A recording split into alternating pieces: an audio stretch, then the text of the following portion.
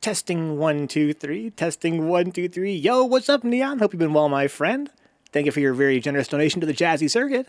I want to take this moment to examine a video that you shared with me where you said that, this is a set that you lost recently.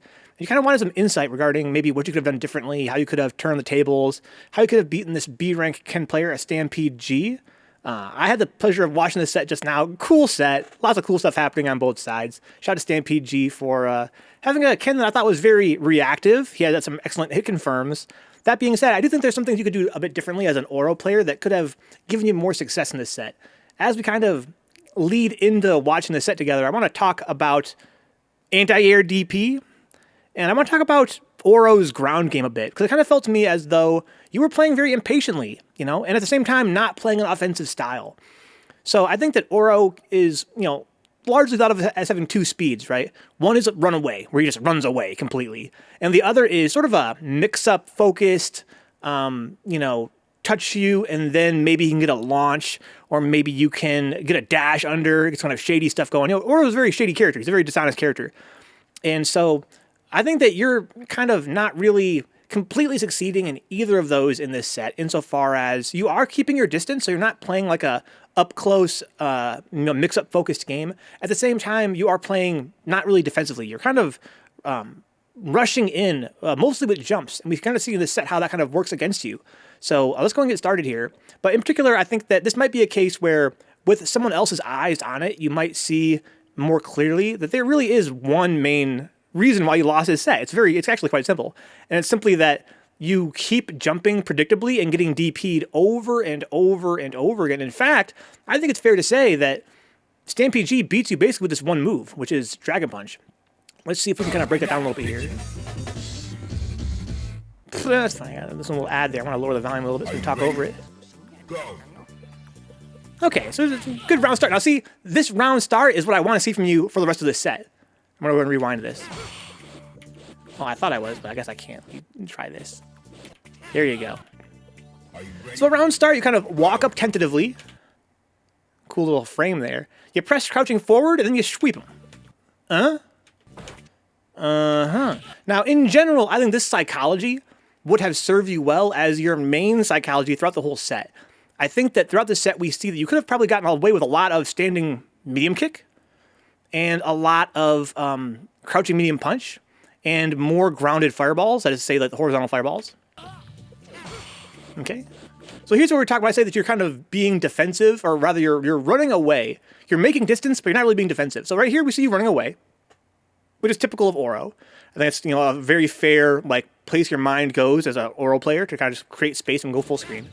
And that diagonal fireball there, I think in general is not a terrible idea. I think that it's a really cool tool that Oro and Urian have. They both get a big reward off of. I think, Oro less reward than Urian, for instance. But it's not a bad idea, except that we will see later in the set that kind of works against you a little bit.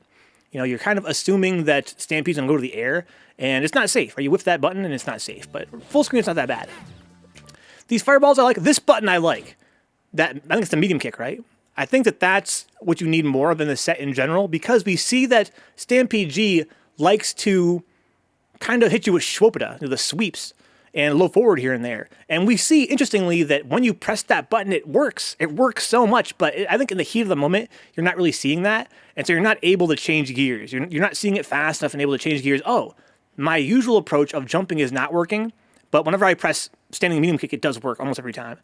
But let's go and keep watching here. Well, I like this. See, so we see throughout this set all the time, he's dashing into your fireballs, or he's just at a spacing where it's beating him in the ground game. At that spacing in this matchup, it's not a bad poke to press a fireball, because it goes over his sweep and his low forward and things like that at certain spacings, if you have charge. Okay, nice block. So here you jump, and you very often get DP'd. That's a good punish, though. But in this situation, I want to kind of put a spotlight on it, because this jump is the reason why you lose this set. You are very often impatient in going to the air, coming at an arc right at his perfect DP height, and then you are, you're making yourself vulnerable in that situation. You're not really willing to fight him on the ground, and as a result, he just kind of DPs you to death in this set. We're going to see more of that later on. Nice pressure. That's fine. This is matchup. Again, that's the matchup. I don't really hate you for that. This guy is really great. Confirms, you know, Stampede G's crouching strong as a super. He hits that many times in this set. Very impressive. Scoopies. Scoopies. What can you do about that? Nothing. Okay. I like that guy. I like that medium kick. There's a DP. So you jump, you get DP. But again, that's the matchup. That was the first time you got DP'd in the set, so it's not a big deal. That's going to happen sometimes. Oh, nice anti-air. Okay.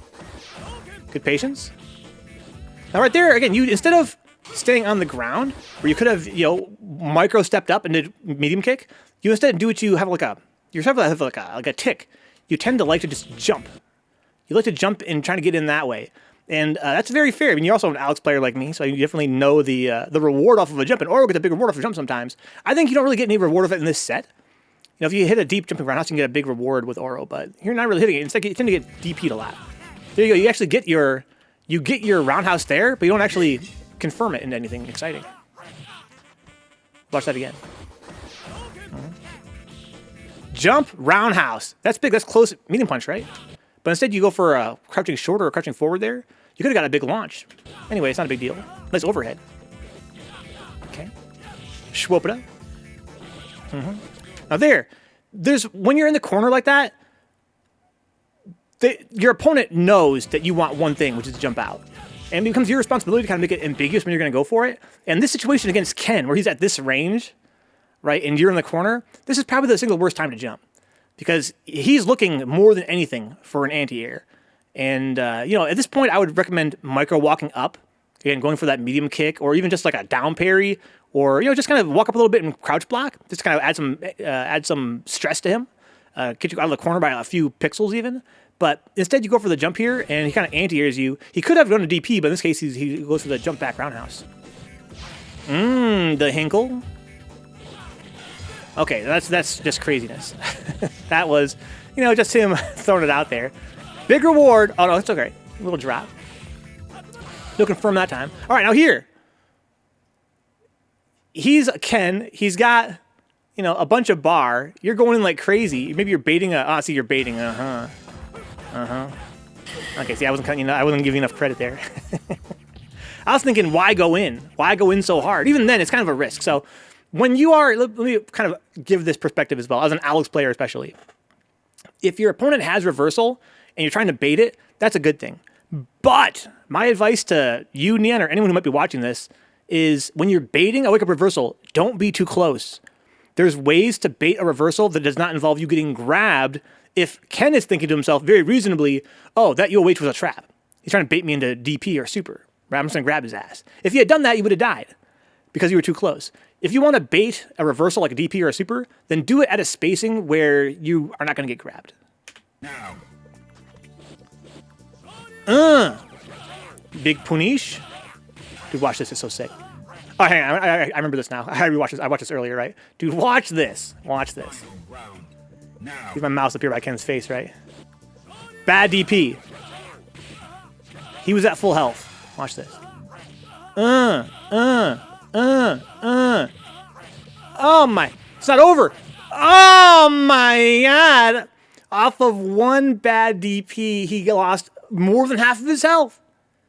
Look at that. Oh my God. Well done, sir. Well done. Just wanted to point that out. Give me a little chuckle when I watched it the first time. Okay, it's all right. I like that block. In general, I like that block. Okay, now here's where I mentioned you going for that diagonal fireball kind of gets you blown up a little bit. Because Stampede, we see him not really jumping that much in general. He likes to dash in to get his pressure. Or stay on the ground and press Schwopeda a lot. Okay, big ass random DP. It worked out well here, but later in the set, it's going to get you blown up a little bit. That's really a really unsafe option. And the reason why you did it is because you don't feel comfortable playing a ground game in general, at least from looking at this set. Right? It seems as though in this spacing, you feel a high degree of anxiety. And that's fair for anybody. I mean, Ken's very strong with the spacing, right? Oro does have some tools to get him out of the situation on the ground in terms of his buttons, or, you know, just block him and make him grab you. Instead, you go for the fucking big boy. Oh my God. Again, it works here. It's big damage too, but it is quite risky. Good space from the low forward there. Should be death. Juke Lays. Fight a new rival. That's 1 for Neon.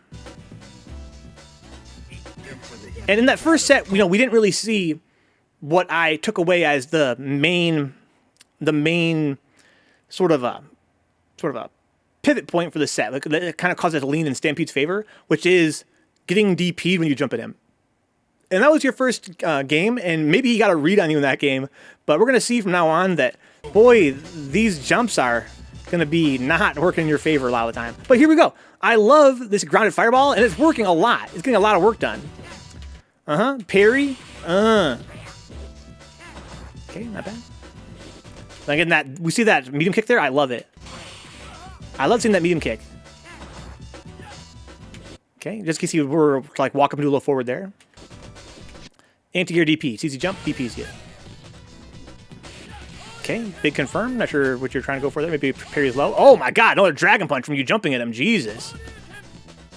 Okay. Okay, now watch this. So you're at a spacing where I feel like you're going to jump. Oh, you don't in this case. He punishes your grounded fireball, is that right? That button right there, I'm loving it. You know what I'm saying? McDonald's type shit. On some Ronald McDonald type shit. I'm loving it. Watch this.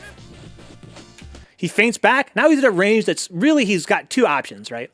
One is to go for a low forward or sweep, and the other is standing strong into super. And right here, he's very likely to go for a low. So you press that, and look, yeah, hit him crouching. He's going for a low, whether it be crouching medium punch or crouching medium kick. But at this spacing, I think it's a really great option. We're talking about, grounded buttons, and then you jump at him. And I mentioned this in the last game, right? Where when you're in the corner like this, and he's at this spacing, creates like a perfect DP setup, not the best time to jump. But he decides to not DP and grabs you instead.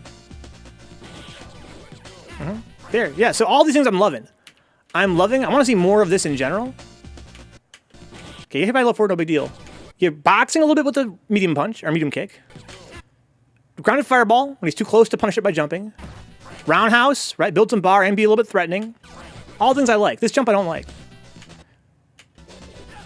Okay, big DP.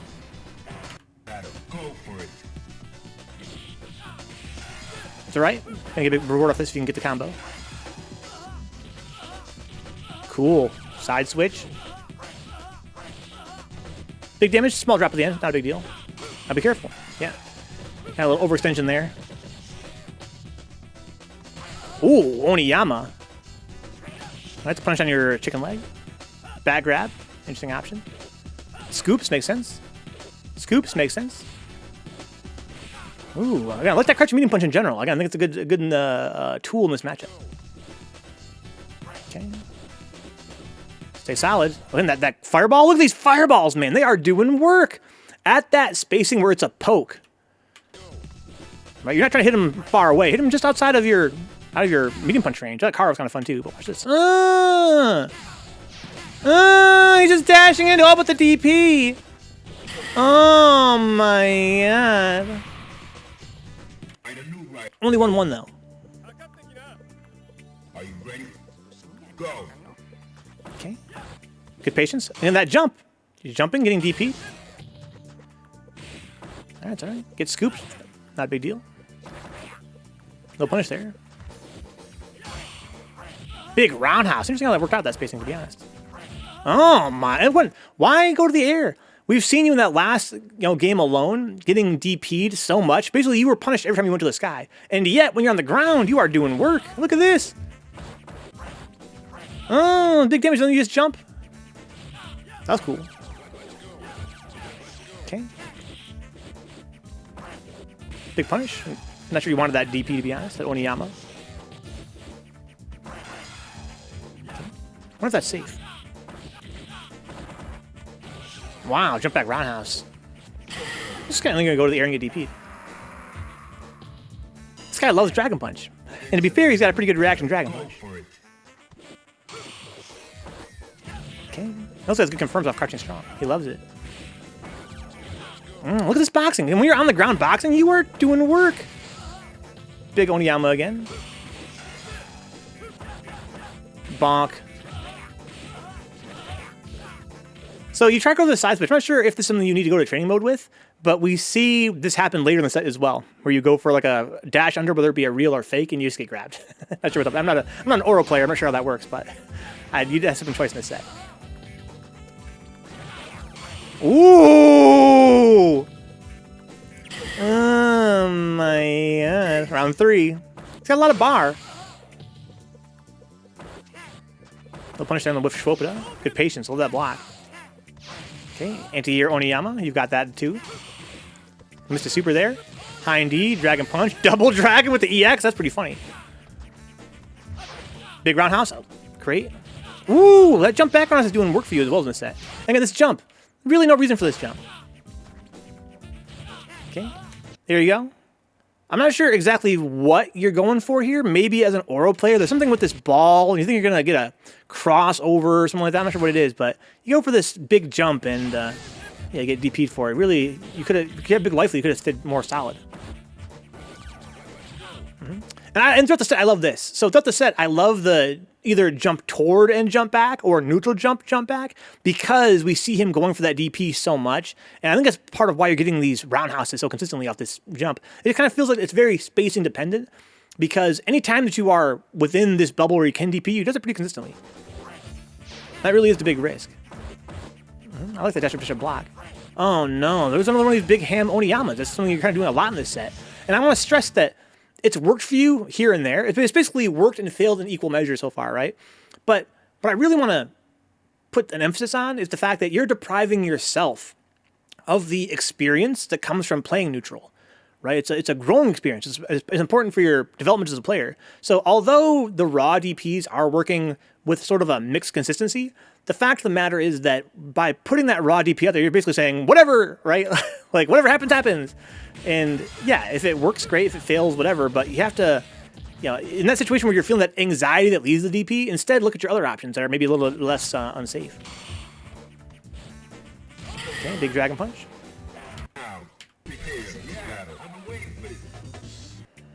Lots of anti-air dragon punches. Prepare to strike now. Look at that. Medium kick is doing work. Again, I want to point this out, right? I noticed this watching the set for the first time, that when you are doing these grounded tools, they are working with a high degree of consistency. Look at the damage you got off that, right? And it kind of feels as though if you had given more time to these grounded tools in this set, you could have really changed the entire pace of it.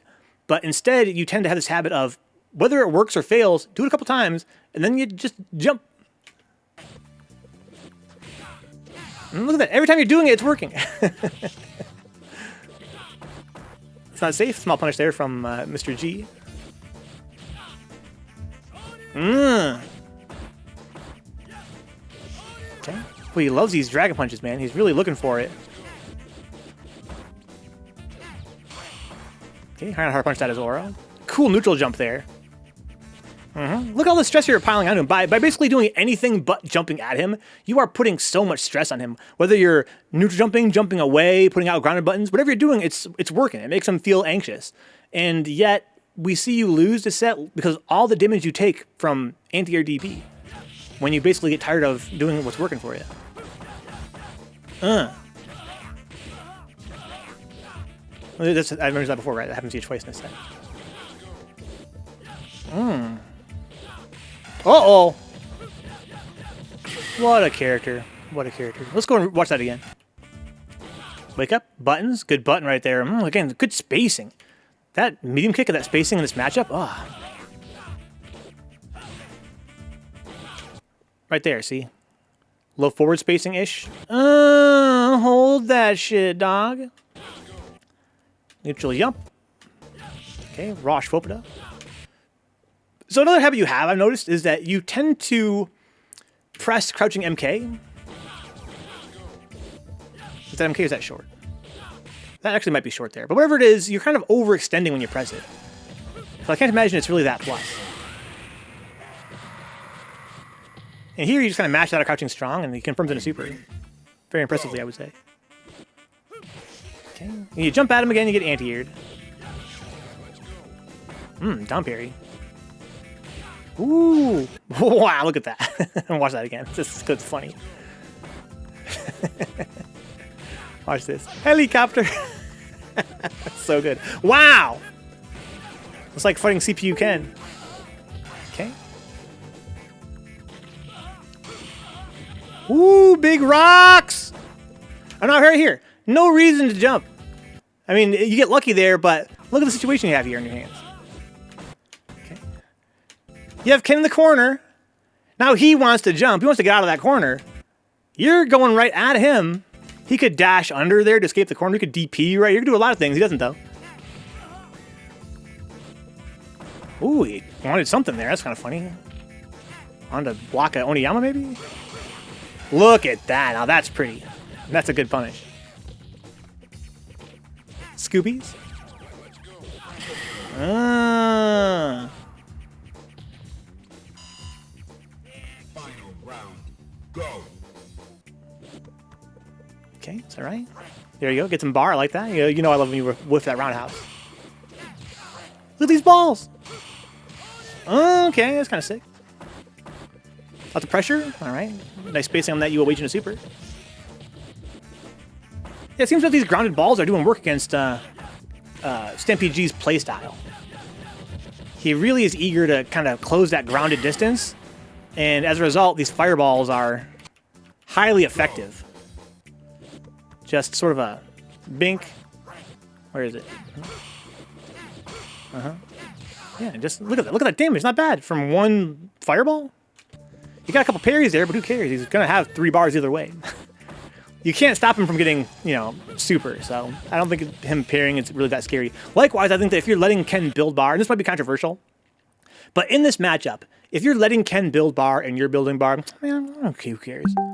Who really cares? Are you really going to prevent Ken from building SA3? Right? I don't think so, personally. Maybe that's just me. Maybe that's a hot take. You hear people say all the time, like, oh man, don't let him build bar. But I mean, like, what are you going to do? Stop him building SA3? Like, use the time to, again, set up your game, build your bar, control the pace of the match by throwing balls, whatever. Like, I don't think it's important that you prevent him from building bar. In fact, I think that if Ken is back here full screen, whiffing crouching strong to build bar, he's wasting time. He should be up in your face getting bar. All right, Ken's got plenty of tools for that. So I think that you're kind of, in a way, in the lead if he's full screen and just building bar and pairing your fireballs or whatever the case might be. But yeah, this is a really cool set. I think that my takeaways from it are that it seems as though you are uncomfortable staying on the ground. And I had a talk in the Alex Discord recently with a player named Carlintuk, who told me that when he's fighting a Chun player, he tends to, the way he figures out when to jump at them is not necessarily by like finding a perfect space or waiting for them to whiff or something like that. He told me that he counts how many times they do low forward, crouching medium kick, right? He says that some players will do it twice and then they'll standing fierce. Some will do it a couple times and standing fierce, but he just counts the number of low forwards they do and then he jumps at them. Now, I don't think that that's advisable, at least to me. And we're all learning this game together, so that could just be his personal, what's worked for him, that's fine. My point is that players sort of have tics sometimes where they have a habit they do that is almost like clockwork.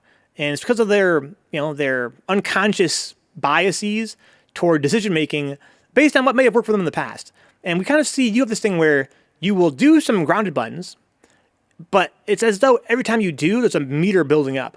Where now you've whiffed twice, or you've done 3 things, and now you kind of have to jump. And as a result, we see you take a lot of damage from DP in this set. And in situations where not only was there no need for you to jump necessarily, but you were actually doing more work, getting more damage with a pretty high degree of consistency on the ground. So as you kind of go back and rewatch the set yourself, I encourage you to sort of look at these situations where you are actually getting good damage on the ground, and then you kind of stop. You kind of stop doing the things that's working so that you can then jump, where you're very often getting dragon punched. And yeah, in general, I think that part of that, and likewise, the thing where you're doing the raw DPs, I think that's the same issue.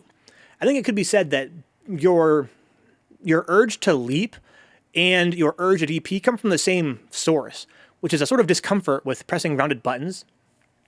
And I think that if I were you and wanted to kind of develop this sort of a new approach, I would challenge yourself to, fight Ken's, fight Ryu's, and see how well you can do just by boxing them on the ground without having to jump.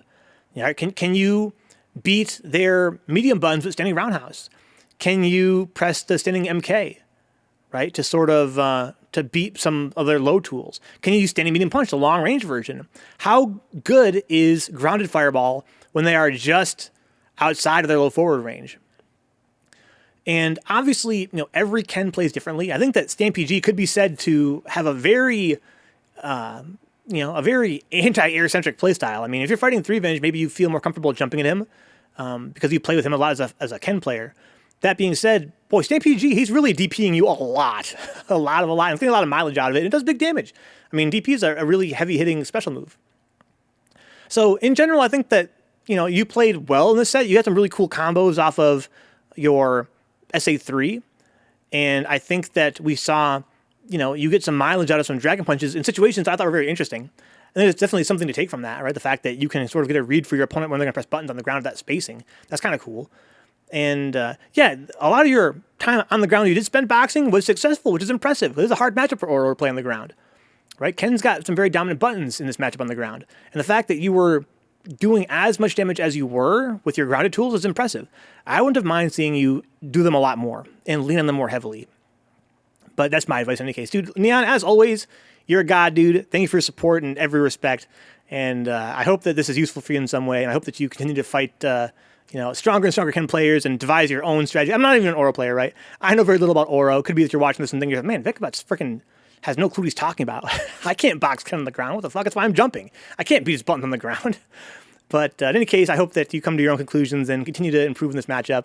But I will see you around, my friend. Peace out. And thank you again for supporting Jazzy.